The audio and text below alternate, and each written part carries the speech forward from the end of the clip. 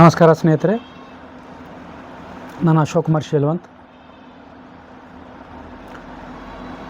ಕಲಬುರಗಿ ಜಿಲ್ಲೆಯ ಸೇಳಂ ತಾಲೂಕಿನ May UltraTech cement company ಇದೆ, ರಾಷ್ಟ್ರೀಯ ಸಿಮೆಂಟ್. ಆ ಕಂಪ್ನಿ ಒಡೆದು ಹಾಕಬೇಕಂತ ತಿಳ್ಕೊಂಡು ನಾನು 15 ವರ್ಷದಿಂದ 16 ವರ್ಷದಿಂದ ನಾನು ದೂರು ಸಲ್ಲಿಸ್ತಾ ಬಂದಿದ್ದೆ. ಆ ನಂತರ ಮತ್ತೊಂದು ಬಾರಿ ಹೊಸದಾಗಿ ಮತ್ತೆ ಎಲ್ಲ ದಾಖಲೆಗಳು ಹಚ್ಚಿ ದಿನಾಂಕ 2/1/2024 2/1/2024 ಅಂದರೆ 2.5 ವರ್ಷ ಆಲಕ್ಕೆ ಬಂತು. ನಾನು ದೂರು ಸಲ್ಲಿಸಿದ್ದೇನೆ. ಮತ್ತು ಫ್ರೆಶ್ ಆಗಿ ಮತ್ತೊಂದು ಬಾರಿ ಏನು ಮಾಡಿದ್ದಾರೆ, ಅದ್ರ ಮೇಲೆ ಏನು ಕ್ರಮ ಕೈಗೊಂಡ್ರಿ, ಏನು ಕಂಪ್ನಿಯಲ್ಲಿ ಏನಿವೆ, ಮೇ ಅಲ್ಟ್ರಾಟೆಕ್ ಸಿಮೆಂಟ್ ಲಿಮಿಟೆಡ್, ರಾಷ್ಟ್ರೀಯ ಸಿಮೆಂಟ್ ವರ್ಕ್ಸ್, ಆದಿತ್ಯನಗರ, ಮಳಖೇಡ್ ಸಿಮೆಂಟ್ ಕಂಪನಿಯು ನಿರ್ಮಾಣ ಮಾಡಿದ ಎಲ್ಲ ಸಿಮೆಂಟ್ ಉತ್ಪಾದನಾ ಘಟಕಗಳು, ವಿದ್ಯುತ್ ಉತ್ಪಾದನಾ ಘಟಕಗಳು, ಕ್ಲಿಂಕರ್ ಉತ್ಪಾದನಾ ಘಟಕಗಳು, ವಸತಿ ಸಮುಚ್ಚಯಗಳು ಮತ್ತು ಅನೇಕ ಬೃಹತ್ ಬಹುಮಡಿ ಕಟ್ಟಡಗಳು ತೆರವುಗೊಳಿಸಿ ಎಲ್ಲ ಜಮೀನು ಸರ್ಕಾರ ವಾಪಸ್ಸು ಪಡೆದು ಸರ್ಕಾರಿ ಜಮೀನು ಎಂದು ಬದಲಾಯಿಸಿ ಕಂಪನಿ ಮಾಲೀಕರ ಮೇಲೆ ಕ್ರಿಮಿನಲ್ ಮೊಕದ್ದಮೆ ದಾಖಲಿಸಿ ಸದರಿ ಕಂಪನಿಯನ್ನು ಕಪ್ಪು ಪಟ್ಟಿಗೆ ಸೇರಿಸುವ ಕುರಿತು ನೀಡಲಾದ ದೂರಿನ ಕಡತದ ಶರ, ಟಿಪ್ಪಣಿಗಳು, ನೋಟಿಸ್ಗಳು, ಪತ್ರವ್ಯವಹಾರಗಳು, ವರದಿಗಳು ಮತ್ತು ಕಡತಕ್ಕೆ ಸಂಬಂಧಿಸಿದ ಎಲ್ಲ ಪ್ರತಿಗಳು ಒದಗಿಸಬೇಕು, ದೃಢೀಕರಣದೊಂದಿಗೆ ಒದಗಿಸಬೇಕಂತೂ ನಾನು ದಿನಾಂಕ 30/4/2024 ನಾನು RTIನಲ್ಲಿ ಅರ್ಜಿ ಹಾಕಿದ್ದೆ. ಅಂದರೆ ಈ ದೂರು ಸಲ್ಲಿಸಿ 24ರಲ್ಲಿ ದೂರು ಸಲ್ಲಿಸಿ 3 ತಿಂಗಳಲ್ಲಿ RTIನಲ್ಲಿ ಕೇಳಿದ್ದೆ ನಾನು ಏನು ಆ್ಯಕ್ಷನ್ ತೊಂದರ. ಆ ನಂತರ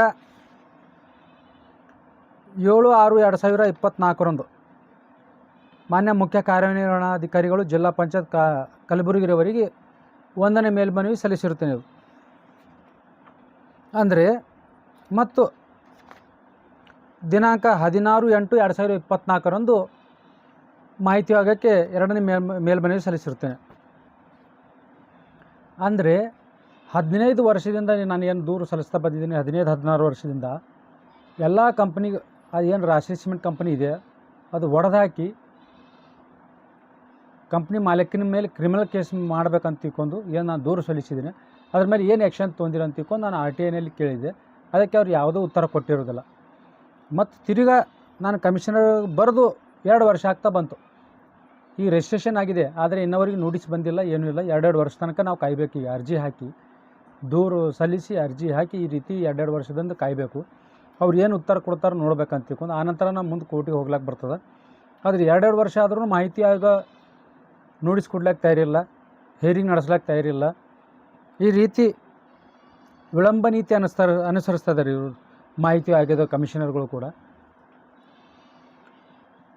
ತೋ ನಾನು ಹೇಳೋಕ್ಕೆ ಉದ್ದೇಶ ಏನಪ್ಪ ಅಂದರೆ, ZPCA ಸರ್ ಇದ್ದಾರೆ ಬನ್ವರ್ ಸಿಂಗ್ ಮೀನರ್ ಅವರು 2 ವರ್ಷದಿಂದ ಏನು ಮಾಡ್ತಾಯಿದ್ದಾರೆ, ವಿವಿಧ ಇಲಾಖೆಯಲ್ಲಿ ವಿವಿಧ ಶಾಖೆಯಲ್ಲಿ ಏನೇನು ಪೆಂಡಿಂಗ್ ಇವೆ ಅವೆಲ್ಲ ನೋಡಬೇಕಾಗಿತ್ತು. RTI ಅಡಿಯಲ್ಲಿ ಯಾವ್ಯಾವ ಪೆಂಡಿಂಗ್ ಇವೆ ಅವು ನೋಡಬೇಕಾಗಿತ್ತು. ಅವು ತಿಂಗಳ ರಿಪೋರ್ಟ್ ಕೊಡಬೇಕಾಗುತ್ತೆ ಮೇಲಧಿಕಾರಿಗಳಿಗೆ. ಮೇಲಧಿಕಾರಿಗಳು ಏನು ರಿಪೋರ್ಟ್ ಕೊಟ್ಟಿದ್ದಾರೆ, ಏನೂ ಇಲ್ಲ, ಮಾಹಿತಿ ಏನೂ ಕೊಟ್ಟಿಲ್ಲ. ಒಂದು ಏನು ಉಪ ಕಾರ್ಯದರ್ಶಿಗಳಿಗೆ ನಾನು RTIನಲ್ಲಿ ಅರ್ಜಿ ಸಲ್ಲಿಸಿದ್ದೆ, ಅವರು ಒಂದು ಯೋಜನಾ ನಿರ್ದೇಶಕರು DRDA ಜಿಲ್ಲಾ ಪಂಚಾಯತ್ ಕಲಬುರಗಿಯವರು ಒಂದು ಪತ್ರ ಬರೆದು 16/5/2024 ಒಂದು ಪತ್ರ ಬರೆದು ಕೈ ತೊಳ್ಕೊಂಡಿರ್ತಾರೆ. ಅಂದರೆ ಈಗ ನಮಗೆ ಪತ್ರ ಬರೆದು ಅವರಿಗೆ ಕಾಂಟ್ಯಾಕ್ಟ್ ಮಾಡಿ ಅವ್ರಿಗೆ ಸಂಪರ್ಕಿಸಿ ಮಾಹಿತಿ ತೊಗೊಳ್ರಿ ಅಂತ ಹೇಳಿರ್ತಾರೆ. ಅದರ ಮಾಹಿತಿ ಇನ್ನವರಿಗೆ ಕೊಟ್ಟಿಲ್ಲ. ಮತ್ತು ಆಯೋಗಕ್ಕೂ ದೂರು ಸಲ್ಲಿಸಿದ್ರು ಕೂಡ ಆಯೋಗಕ್ಕೆ 2ನೇ ಮೇಲ್ಮನವಿ ಸಲ್ಲಿಸಿದ್ರು ಇನ್ನವರಿಗೆ ನೋಟಿಸ್ ಇಲ್ಲ, ಏನೂ ಇಲ್ಲ. ಹೀಗಾಗಿ ಬನ್ವರ್ ಸಿಂಗ್ ಮೀನರ್ ಅವರು ಮತ್ತು ವರ್ಗಾವಣೆಯಾಗಿ ಹೋಗಿಬಿಟ್ರು. ಇನ್ನವರಿಗೂ ಯಾವುದೂ ಮಾಹಿತಿ ಇಲ್ಲ, ಉತ್ತರ ಇಲ್ಲ, ಏನೂ ಆ್ಯಕ್ಷನ್ ಇಲ್ಲ. ಗ್ರಾಮ ಪಂಚಾಯತ್ ಮಟ್ಟದಲ್ಲಿ ಯಾವುದೇ ಒಂದು ಕಟ್ಟಡ ಕಟ್ಟಬೇಕಾದರೆ ವಿವಿಧ ರೀತಿಯ ಅನೇಕ ಪರವಾನಗಿಗಳು ಪಡಿಬೇಕು, ಲೈಸೆನ್ಸ್ ಪಡಿಬೇಕು. ಅದು ಯಾವುದೂ ಪಡೆಯೋದಿರೋದಿಲ್ಲ. ಇಂತಿಂಥ ಕಲಬುರಗಿಯಲ್ಲಿ ಎಲ್ಲ ಸಿಮೆಂಟ್ ಕಂಪ್ನಿಗಳು ಇಲ್ಲಿಗಲೇ ಅವ. ಅದರದಲ್ಲಿ ಇದು ರಾಷ್ಟ್ರೀಯ ಸಿಮೆಂಟ್ ಕಂಪ್ನಿ ಒಡೆದು ಹಾಕ್ರಿ ಮತ್ತು ಅವ್ರ ಕಂಪ್ನಿ ಮಾಲಕನ ಮೇಲೆ ಕ್ರಿಮಿನಲ್ ಕೇಸ್ ಮಾಡ್ರಿ ಅಂತ ತಿಳ್ಕೊಂಡು ದೂರು ಸಲ್ಲಿಸಿದ್ರು ಕೂಡ 15 ವರ್ಷದಿಂದ ದೂರು ಸಲ್ಲಿಸ್ತಾ ಇದ್ದೀನಿ. ಇವ್ರು ಬಂದು 2-3 ವರ್ಷ ಆಯಿತು, ಆದರೂ ಏನೂ ಆ್ಯಕ್ಷನ್ ಇಲ್ಲ. ಇವರೆಲ್ಲ ಏನು ಮಾಡಿದ್ದಾರೆ, ಎಲ್ಲ ಕಂಪ್ನಿ ಏಜೆಂಟ್ ಥರ ಕೆಲಸ ಮಾಡಿದ್ದಾರೆ. ಇವರು ಬರ್ತಾರೆ, ಆರಾಮ್ ತಿಂಗಳ ಸಂಬಳ ತೊಗೋತಾರೆ, ಕೆಲಸ ಮಾಡ್ತಾರೆ, ಹೋಗ್ಬಿಡ್ತಾರೆ. ಬೋಲ್ಡಾಗಿ ಯಾವುದೇ ಸ್ಟೆಪ್ ತೊಗೋದಿಲ್ಲ. ಇಂಥ ಬಂಡವಾಳಶಾಹಿಗಳು ವಿರುದ್ಧ ಏನೂ ಕ್ರಮ ಕೈಗೊಳ್ಳೋದಿಲ್ಲ. ಬರೀ ಬಡ್ರ ಮೇಲೆ ಆ್ಯಕ್ಷನ್ ತೊಗೋತಾರೆ. ಏನು ಸರ್ಕಾರಿಂದ ಏನು ಸವಲತ್ತು ಸಿಗ್ತಾವೆ. ಇದರಲ್ಲಿ ಏನೂ ಅವ್ರು ಮಾಡೋದು ಏನು ಕೆಲಸ ಇಲ್ಲ. ಇಂಥವ್ರ ಮೇಲೆ ಕ್ರಮ ಕೈಗೊಂಡು ಟ್ಯಾಕ್ಸ್ ವಸೂಲಿ ಮಾಡಿ ದಂಡ ಹಾಕಿ, ಇಲ್ಲೀಗಲ್ ಕನ್ಸ್ಟ್ರಕ್ಷನ್ ಇದ್ದರೆ ಒಡೆದು ಹಾಕೋದು, ಇಲ್ಲ ಅವ್ರ ಮೇಲೆ ದಂಡ ಹಾಕೋದು, ಇಂಥವು ಏನೂ ಮಾಡೋದಿರೋದಿಲ್ಲ. ಇಂಥವು ಎಲ್ಲ ಸಿಮೆಂಟ್ ಕಂಪ್ನಿಗಳ ಕುರಿತು ನಾನು ದೂರು ಸಲ್ಲಿಸೀನಿ, ಏನೂ ಆ್ಯಕ್ಷನ್ ತೊಗೊಂಡಿಲ್ಲ. ಈಗ ಬಂದವರು 3 ವರ್ಷ ಇದ್ದವರು ಮತ್ತು ಹೋದರು. ಈಗ ಮುಂದೆ ಬರೋರು ಹಾಗೆ ಇರ್ತಾರೆ. ಅವ್ರನ್ನೂ ಬರ್ತಾರೆ, ಅವ್ರನ್ನೂ ಪೆಂಡಿಂಗ್ ಇಡ್ತಾರೆ, ಅವ್ರನ್ನೂ ಹೋಗ್ತಾರೆ. ಮುಂದೆ ಇದು ಹಾಗೆ ಕೂಡ್ಲಿಕ್ಕಾಗಲ್ಲ. ನ್ಯಾಯಾಲಯದ ಮುಖಾಂತರ ನಾವು ನ್ಯಾಯ ಪಡಿಬೇಕಾಗ್ತದೆ ಮತ್ತು ಜನತಾ ನ್ಯಾಯಾಲಯದ ಮುಖಾಂತರ ನ್ಯಾಯ ಪಡಿಬೇಕಾಗ್ತದೆ. ಹಾಗಾಗಿ ಇವಾಗ 3 ವರ್ಷದಿಂದ ಬಂದು ಸೇವೆ ಸಲ್ಲಿಸಿ ಮತ್ತೆ ಹೋಗ್ತಾಯಿದ್ರು. ಏನು ಸಾಧನೆ ಮಾಡಿದ್ರು, IAS ಓದಿ ಏನು ಸಾಧನೆ ಮಾಡಿದ್ರು? ಒಂದು ಬೋಲ್ಡ್ ಸ್ಟೆಪ್ ತೊಗೋದಾಗಲಿಲ್ಲ. ಒಂದು ಬಂಡವಾಳಶಾಹಿಗಳ ವಿರುದ್ಧ ಒಂದು ಕ್ರಮ ಕೈಗೊಳ್ಳೋದಾಗಲಿಲ್ಲ. ಕಾಯ್ದೆ ಕಾನೂನು ಬಿಟ್ಟಂತೂ ನಾನು ಏನೂ ಕೇಳಿಲ್ಲ.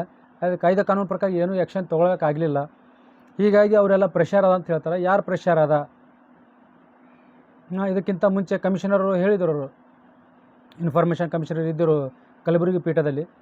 ಅವ್ರಿಗೆ ಕಾಂಟ್ಯಾಕ್ಟ್ ಮಾಡಿ ಹೇಳಿದ್ರು, ಇದೆಲ್ಲ ದೊಡ್ಡ ಸರ್ಕಾರಕ್ಕೆ ಭಾಳ ಅನುದಾನ ಬರ್ತದೆ, ಸರ್ಕಾರಕ್ಕೆ ಭಾಳ ದುಡ್ಡು ಬರ್ತವೆ, ಆ್ಯಕ್ಷನ್ ತೊಂದರೆ, ಟ್ಯಾಕ್ಸ್ ಬರ್ತಾವೆ, ಇದ್ರ ಮೇಲೆ ಕ್ರಮ ಕೈಗೊಳ್ಳ್ರಿ, ಒಂದು ಕಮಿಟಿ ರಚನೆ ಮಾಡ್ರಿ ಅಂತಂದ್ರೆ ಒಂದು ಕಮಿಟಿ ರಚನೆ ಮಾಡೋದಾಗಲಿಲ್ಲ.